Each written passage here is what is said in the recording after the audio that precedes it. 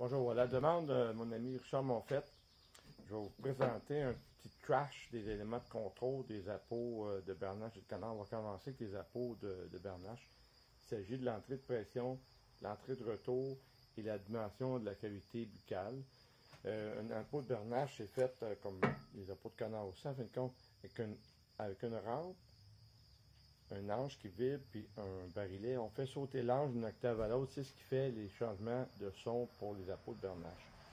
Si je vais comme ça, en inspirant, on voit l'ange sauter. C'est le passage entre les deux. C'est là que sont tous les sons d'outarde. Donc, si on va avec la pression de retour, je vais placer ma langue en bas en arrière de mes dents en bas, puis je vais tranquillement juste monter la pression d'air sans bouger d'autre. Vous allez voir ce qui va arriver. On passe, on fait 3 octaves. Donc, un peu comme le métro de Montréal. Donc, on est passé aux 3 octaves simplement en poussant plus d'air dedans. Si on met la pression de retour, ce que ça fait, ça va créer un coussin sous l'anche, puis ça va la faire vibrer à plus basse fréquence. Donc, vous allez entendre l'effet. Moi, je vais juste souffler là-dedans, je ne fais pas d'autres modifications.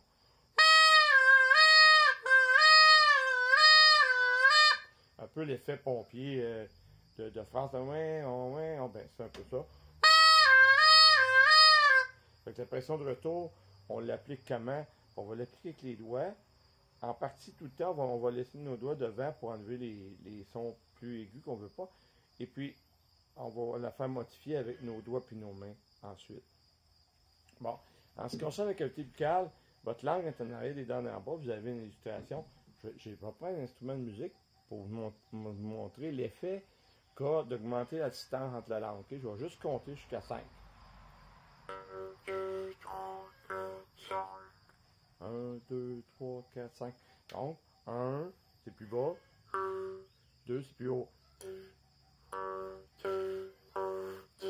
Pour dire 2, notre langue est en avant. Pour dire 1 est en arrière. Donc, ça va en faire un appôt. Si j'augmente, si je pars avec la langue par en arrière,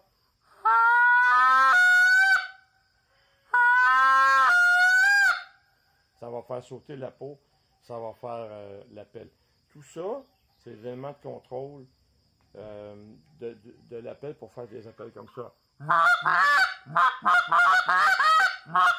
Ce qui concerne le canard, c'est sûr, le canard, on ne veut pas faire sauter l'ange d'une octave à l'autre, parce que si on fait ça, on va squeaker. Puis c'est pas ça qu'on veut, ça faire. Non, on veut rester en bas. On va rester dans les basses fréquences.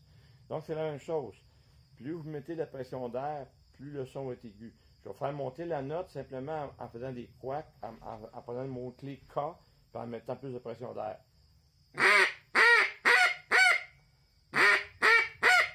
Voyez-vous, en mettant plus de pression d'air, la note monte. Même affaire si je mets plus de pression de retour, avec la même note.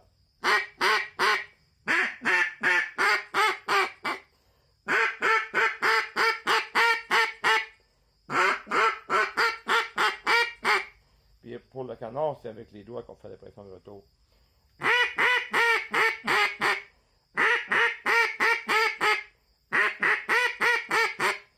C'est la même chose. En mettant plus de pression, la note descend.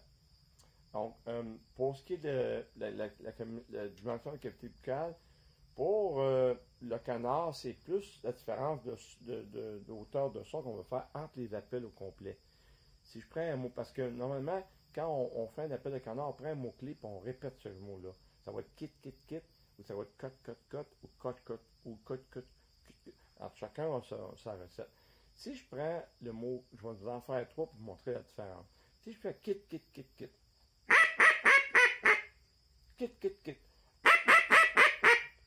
4. C'est tout le temps avec la même pression d'air, quand même, puis la même pression de retour. Il ne faut pas faire varier les autres éléments. Donc, si je fais encore 4. Bon, je vais faire go. Là, vous allez voir, la note va pas être plus basse.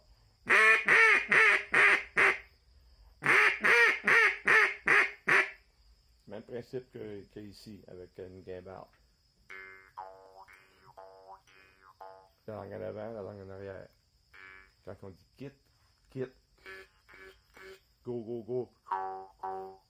Donc, la cavité buccale, les sinus, tout ça, la boîte crânienne sert de boîte de résonance, puis vous avez de l'espace dans votre bouche, que ce son égal. Bonne pratique.